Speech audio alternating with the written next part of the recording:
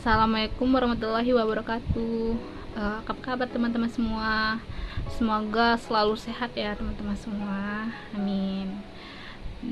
Dan ketemu lagi dengan saya Jihan Larissa. Hari ini saya akan menjelaskan tentang dampak buruk perbandingan orang tua terhadap anaknya dengan anak orang lain gitu.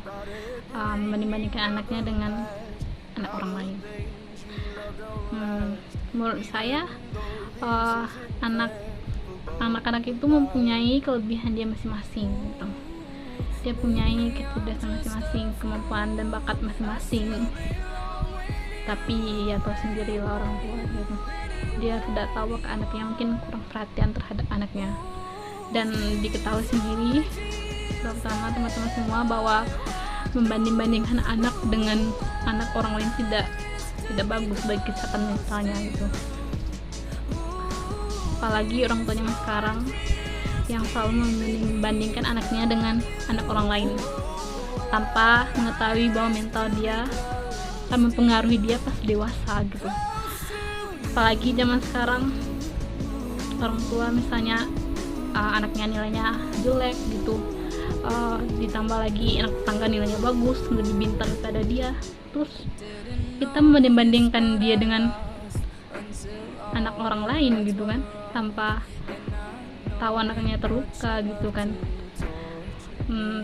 Apalagi kita yang kurang perhatian terhadap dia dalam belajar gitu. Seharusnya anak kita nggak bisa, kita bisa mengajarkan dengan baik gitu, dengan sabar. Apa sih yang kamu nggak tahu gitu kan, ajarkan dengan baik gitu kan, jelaskan kalau dia tidak bisa gitu.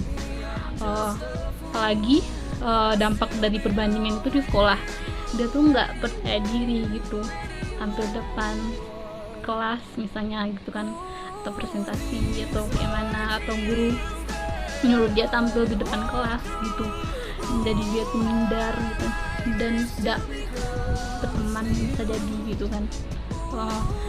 Apalagi dalam hal di rumah kita kayak misalnya di rumah, misalnya dalam hal menyapu rumah dia nggak bersih gitu kan, tapi anak tetangga lebih rajin lah, bisa nyapu lah, bersih lah, terus kita membandingkan dia gitu kan dengan kata-kata juga gitu kan nggak bagus bagi perkembangan anak, mentalnya anak gitu kan. Seharusnya kita sebagai orang tua harus mengajarkan anak kita menjadi hal-hal yang kecil, misalnya dia tuh masih kecil gitu kan, kita ajarkan hal-hal ringan dulu untuk dia gitu kan, misalnya nyuci piring gitu kayak mana gitu, misalnya nyapu rumah, misalnya dia tuh kayak kita biasain dia manja atau gimana lah gitu kan, jadi dia tuh nggak mandiri gitu kan, ya kita ajarin gitu kan biar dewasanya nggak kebiasaan kan. Jadi kita kayak dari kecilnya kita ngajarin dia kebiasaan mandiri gitu kan, jadi pas dewasanya dia itu lebih kayak tahu apa yang dikerjakannya dia. Jadi dengan udah dibiasakan gitu, jadi dia tuh tahu apa yang dikerjanya, jadi dia nggak malas-malasan gitu kan. Kita ajarkan baik-baik gitu kan, tanpa membanding-bandingkan dia dengan anak orang lain atau anak tetangga lah gitu kan. Seperti itu.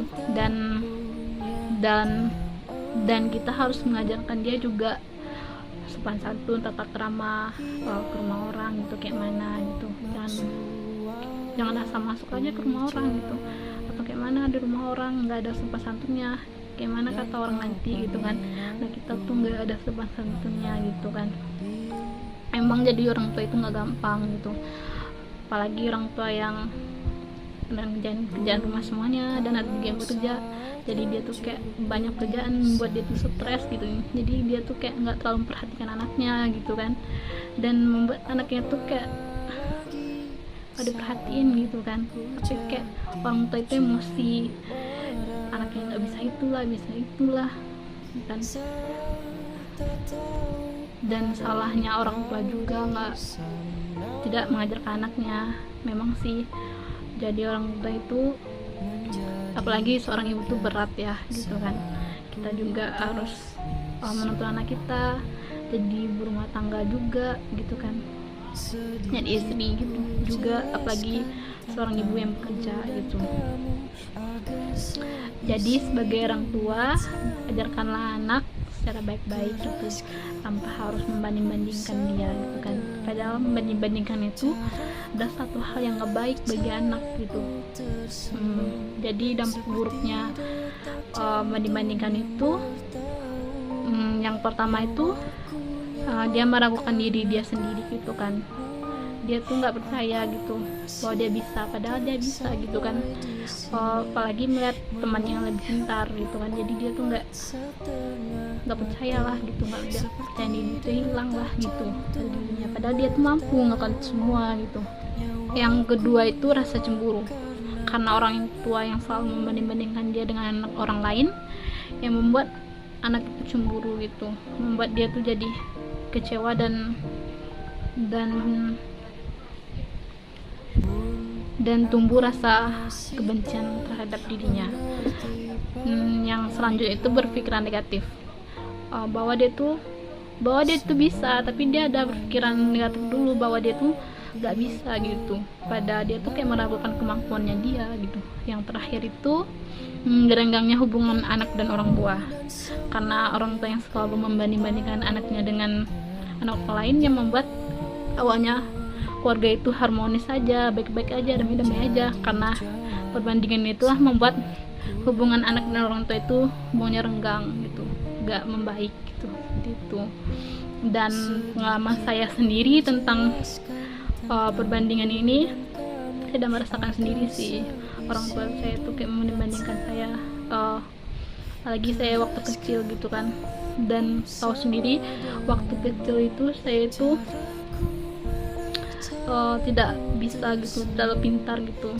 Dan saya pernah tinggal kelas, dan akhirnya orang tua saya marah dan membanding-bandingkan saya anak tangga. Kenapa dia bisa, kamu nggak bisa gitu? Kenapa kamu bisa tinggal kelas gitu kan? Kayak saya tuh kayak dimarah-marahin lah, dimaki-maki sama orang tua saya. Ya seperti itulah pengalaman saya sendiri, yang orang tua saya selalu membandingkan saya. Dan juga pernah dibandingkan tentang anak tetangga tuh rajin, kamu nggak rajin, malas lah itulah gitu.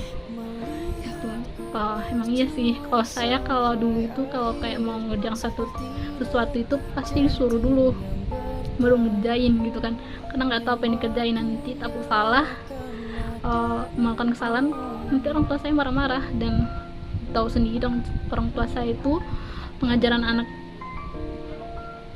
anak itu dengan cara marah-marah, nggak tahu karena apa karena masalah yang dipikirkan dia atau apa, saya juga tidak tahu gitu kan. Jadi begitulah pengalaman saya tentang perbandingan anak pada orang tua. Terus teori yang berhubungan dengan ini tuh teori perbandingan up dan down word comparison. Word up dan down ini kan tentang kayak membanding-bandingkan gitu kan, membandingkan. Jadi materi saya itu kayak membanding anak pada anak dengan anak orang lain gitu kan. Orang tua yang membanding-bandingkan anaknya dengan anak tetangga atau anak orang lain gitu. Jadi itu hubungannya dengan materi ini. Sekianlah video dari saya. Masih banyak kesalahan. Semoga saya lebih bisa lagi untuk perbaikinya gitu kan. Terima kasih semuanya. Assalamualaikum warahmatullahi wabarakatuh.